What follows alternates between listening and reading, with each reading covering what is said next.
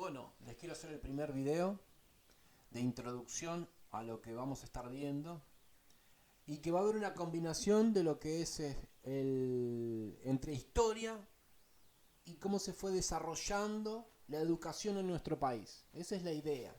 Despacios, tranquilos.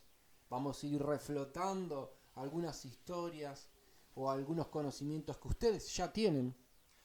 Tanto sea porque algo se acuerdan de la primaria o tanto sea porque al hacer la tarea con sus hijos, aquellos que los tienen que leer algo y ayudarlos, entonces algo fueron rescatando. Fueron a la fiestita de la escuela de sus hijos o de un sobrino o de lo que sea, y entonces ahí hay como una construcción siempre donde se celebra o se conmemora, mejor dicho, algunos episodios o acontecimientos históricos importantes para nosotros. Entonces hay muchas cosas que por ahí ustedes algunas recuerdan, otras no, pero andan dando vueltas ahí. O por ahí ponen la tele, o por ahí se recuerda en algún documental específico. Pero hay mucho que está en sus cabezas, en su conocimiento. Así que vamos a ir utilizando todo un poquito, todo lo que hay que hace parte a su construcción, a sus conocimientos y un poco que les voy a ir poniendo yo. Eh, Ustedes saben de lo que fue la Revolución de Mayo en 1810, la independencia fue en el 1816, fue la independencia, un proceso revolucionario de independencia frente a lo que era el imperio y la dominación española.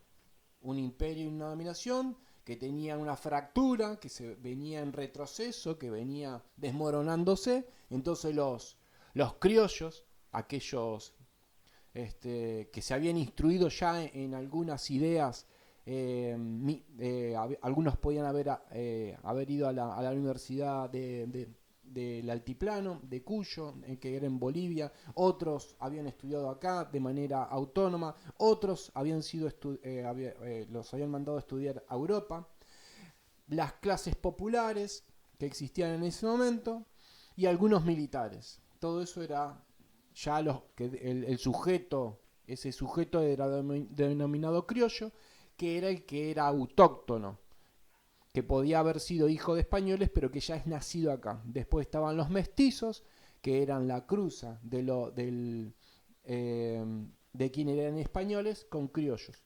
Después había distintas mezclas étnicas, que las podemos repasar, estaban los afro, o sea, eran esclavos. Después estaban los que eran indígenas. Después estaba la mezcla entre afros y mezcla de indígenas.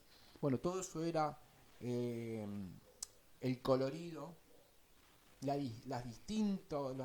distintas capas de la sociedad de lo que conocemos como lo popular de ese momento.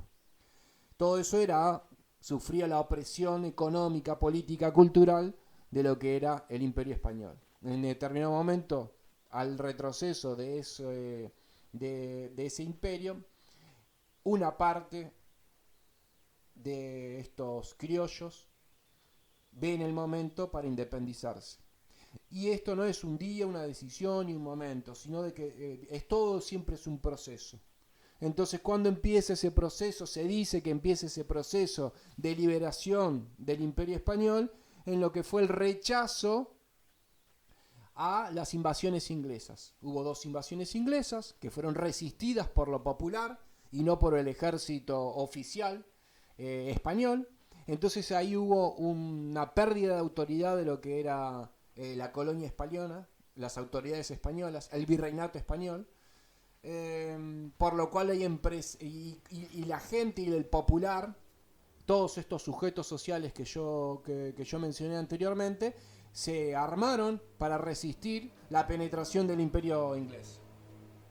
Y ahí empieza como un proceso, de decir, bueno, pero no nos están cuidando, nos hacen padecer, nos humillan, nos oprimen, le damos todo nuestro esfuerzo a ellos, y cuando nosotros sufrimos o estamos próximos a sufrir una invasión de un imperio que nos quiere someter, tampoco nos han cuidado. Y quedó el pueblo armado, instruido y en la conciencia, con la experiencia esta de haber participado de las revoluciones eh, de haber participado de eventos revolucionarios en la resistencia contra el imperio británico, lo que conocemos con las invasiones inglesas, lo que conocemos como que muchas veces está sobreevaluado, pero a veces ni siquiera se conoce. Nosotros en la historia tenemos esos conflictos de cosas que se sobredimensionan y otras que no, y otras que no se conoce. Por ejemplo, de que se acabaron las armas que se habían obtenido para repartir entre los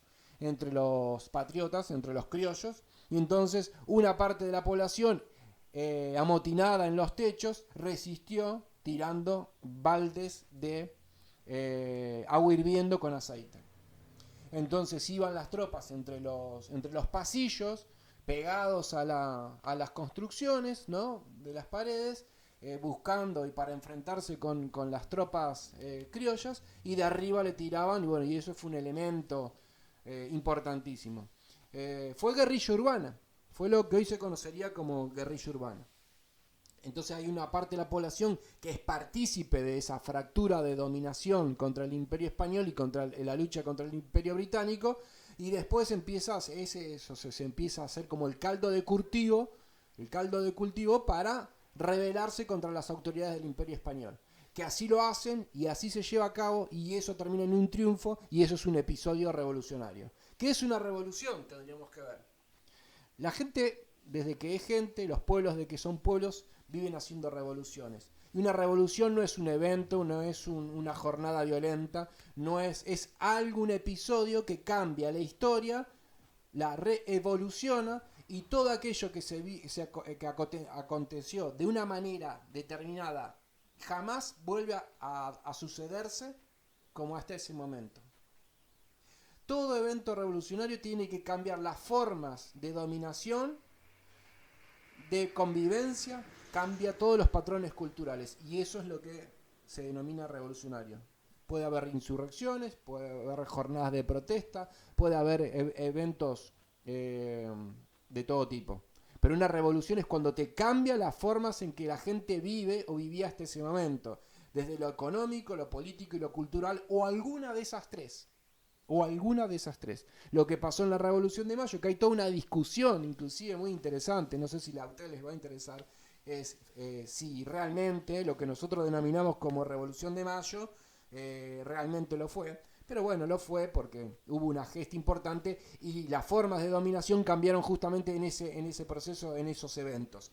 Fue uno de los eventos revolucionarios que hizo desarrollar las revoluciones en los otros países que estaban dominados en toda Latinoamérica, en toda América. La primera revolución en América fue, además de la norteamericana, de Centroamérica hacia abajo, fue la revolución negra haitiana. Cosas que a veces no se conocen demasiado. Protagonizada por afrodescendientes. Bueno, eso es lo que tenemos que saber de ese evento revolucionario, en donde nosotros nos desligamos del patrocinio y de la dependencia económica, de lo que significaba depender del imperio español. Empezamos a andar solos, y andar solos significa que te vas a sacar 2 o 3 veces. Y empezaron un montón de luchas intestinas entre los mismos partidarios y entre las mismas fuerzas que habitaban políticamente ese momento, y costó muchísimo. Guerras intestinas, luchas fraccionales, con solo decir de que la idea de independencia y la declaración de independencia recién se logra en 1916. ¿Cómo puede ser que una revolución que se declara a sí mismo como revolucionaria y que da sus propias autoridades y desplaza al poder anterior no pueda declararse en los hechos, por escrito, independiente? Bueno, significa que no fue todo tan fácil, de que fue justamente un nacimiento con un parto, ¿no? Empiezan las guerras intestinas. Intestinas se les llama cuando son interiores, por distintos conceptos, distintas ideas de cómo había que llevar adelante esa revolución.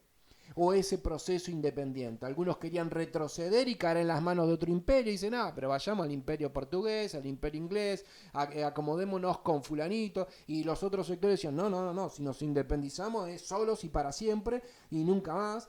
Y después ideas de criterio, el poder que tenía Buenos Aires con el puerto, la plata que concentraba el puerto de Buenos Aires, una burguesía que se encargaba de comprar y vender y que contaba con el puerto que le vendía al mundo, la entrada y salida de mercadería, de mercancías. Bueno, eso hacía que Buenos Aires tenga un poder determinado en donde los que eran de las provincias se veían afectados por ese poder, y eso es lo que se conoce también como unitarios y federales, en donde también hay una parte que nunca se cuenta, que los que eran unitarios, o sea, de que consideraban que el poder debía estar asentado por y desde Buenos Aires en la construcción de este país, no eran a veces tan unitarios, y los que se decían federales, que decían que había que consolidar una serie de estados y de que esos deberían representarse, ese poder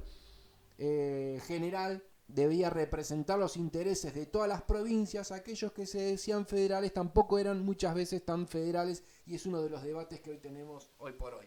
De todos aquellos presidentes que vienen de las provincias, llegan al poder central y no representan esa idea federal, y no se acuerdan de cuando estaban en el Congreso pidiendo más dinero para una partida presupuestaria para generar rutas, agua, alimentos o lo que sea. Y hablo de hoy por hoy y no tanto de lo histórico. O sea, ese dilema lo seguimos teniendo, ese problema lo seguimos teniendo.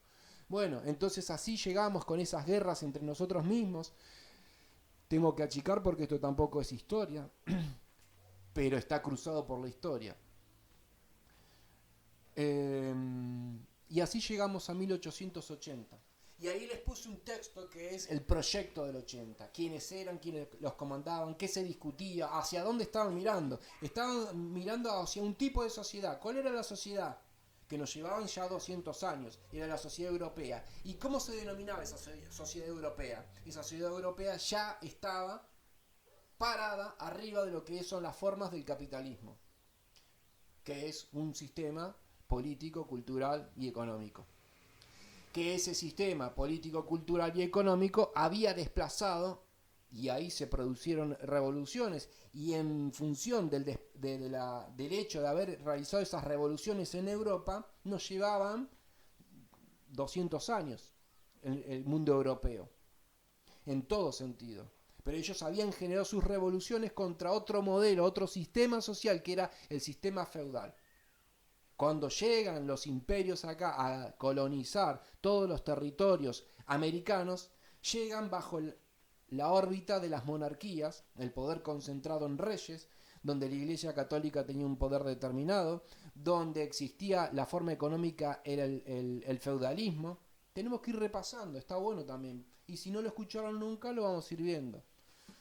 Entonces ellos ya habían hecho sus revoluciones, ya habían modernizado sus formas políticas, ya se habían sacado en algunos casos, en la mayoría, habían desplazado a los monarcas, lo habían sustituido por formas políticas diferentes, que eran parlamentarias en la mayoría de los casos, donde la figura que fueron quedando de los monarcas es decorativa, como sigue siendo hasta el día de hoy.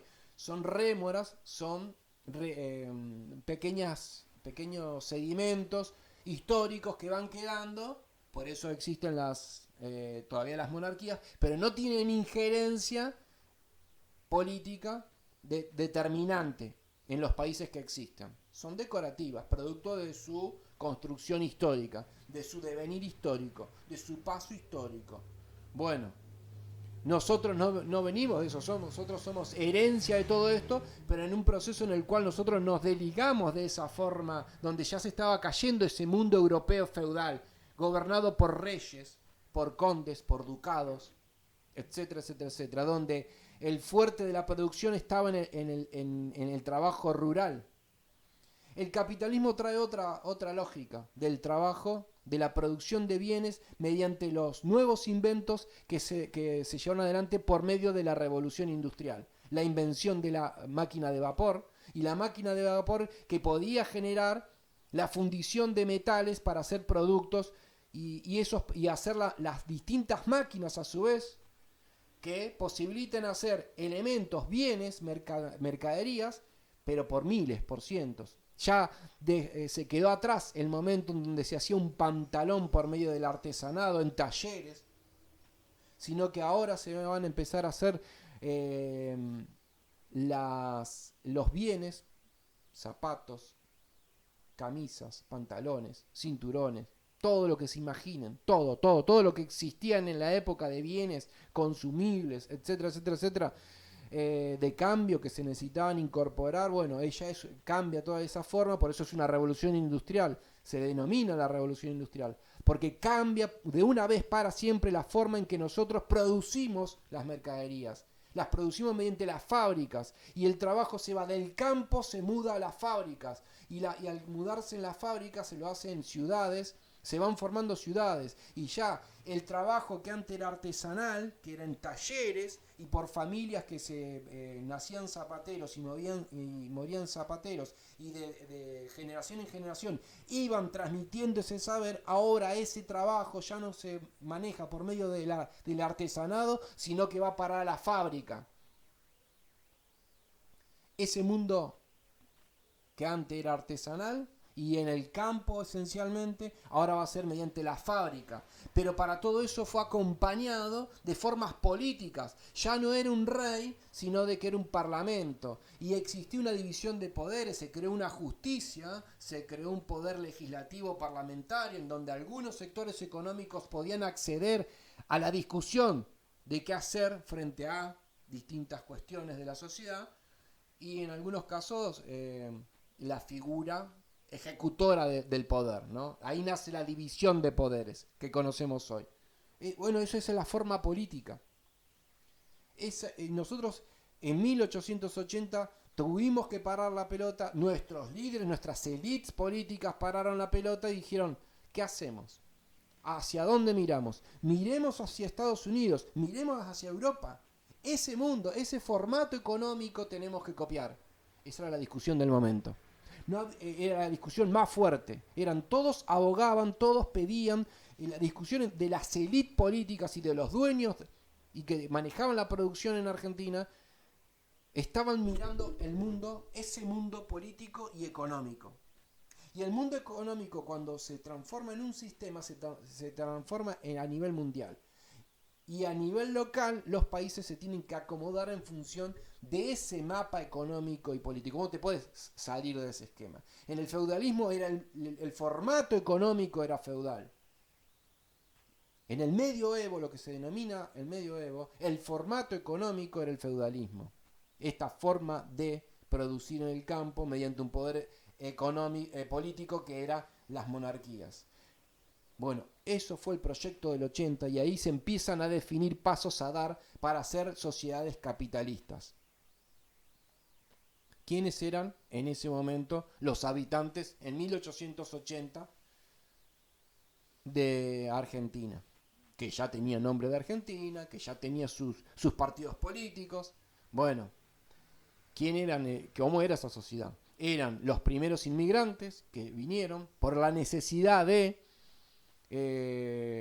poblar las grandes extensiones de campo que teníamos nosotros y que las seguimos teniendo, pero habría que trabajar esas tierras y había poca gente, trabajar esas tierras y hubo un llamamiento, por eso nuestra Constitución Nacional declaradamente en el primer pliego, la primera parte hace un llamado a todos los que quieran habitar los suelos. Bueno, ese es un llamado que tiene que ver con lo histórico, no fue algo simbólico, es un llamado a todos los que quieran habitar para que trabajen la tierra. Fueron medio engañados, los que se terminaron enriqueciendo fueron los dueños de esos campos y fue muy dispar.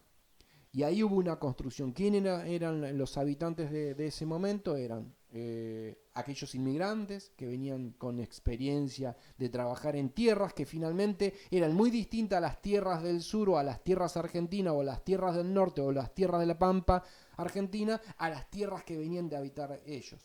Era muy difícil que se repita el mismo contexto. Vinieron porque les prometieron algo que después fue muy distinto. Venían perseguidos de sus propias guerras, venían perseguidos por el propio capitalismo, esa forma económica que revolucionó las formas de producir bienes, pero que fue a expensas de explotar grandilocuentemente, de manera exorbitante, el trabajo humano. Antes no existía ese tipo de explotación humana, sin ningún tipo de derecho. Antes vos eras dueño de tu propio producto. Ahora ya no. Ahora trabajás para una persona que es dueño de la fábrica. Eso aceleró muchísimo las brechas y generó una clase muy rica y una clase muy pobre. Y en el medio algunos pequeños personas independientes. Los que empezaron a levantarse, los que empezaron a oponerse a esa disparidad social, a esa tremenda injusticia que significa el capitalismo, se tomaron los buques para ver si acá podían vivir mejor. O algunos perseguidos de aquellas situaciones totalmente desiguales, se vinieron para Argentina y para toda Latinoamérica. Ese era un sujeto social. Después el otro sujeto social, los pueblos originarios, y otro sujeto social también eran los esclavos que habían sido totalmente aniquilados, perseguidos, humillados, y prácticamente nosotros no tenemos la pigmentación en la piel de sangre afro, pero sí están los genes. ¿Qué pasó en Argentina? La idea de nuestras clases dirigentes fue exterminarlas, y así lo hicieron.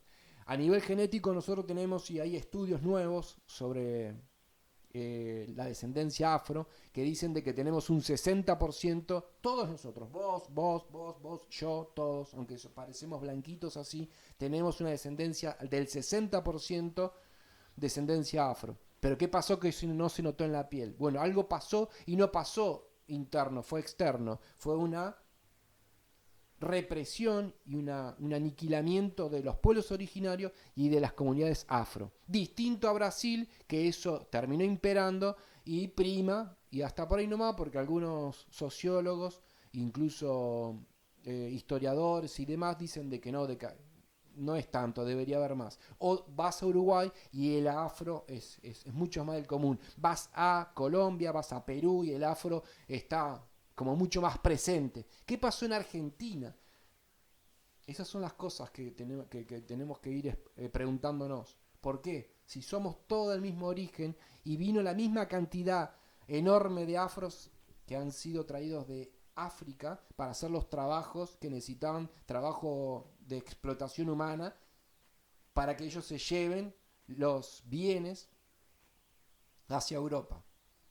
Entonces, la cantidad de millones de esclavos que se trajo a Buenos Aires, al Río de la Plata, es enorme. ¿Qué pasó? Que no quedó reseña en nuestra pigmentación. Hubo una intención política. Así como exterminaron a los pueblos originarios, también hubo una limpieza étnica de aquello que no nos queríamos ver, o ese sujeto al que queríamos desplazar, que esas élites del momento querían desplazar, que eran el pueblo afro.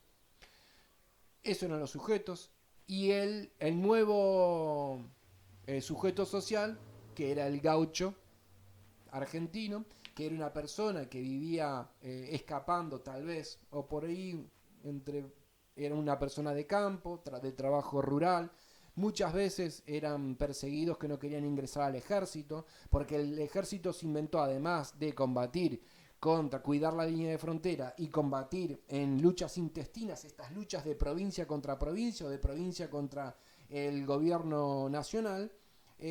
Como estos gauchos tenían mucho más claridad, un sentimiento más uniforme, decían: yo no me quiero pelear, no quiero ser partícipe de esto, ir a pelearme con alguien que vive a 2 provincias de donde vivo yo, estoy en contra de eso. Y se largaban con su facón, se largaban con su caballo a recorrer las tierras, y andaban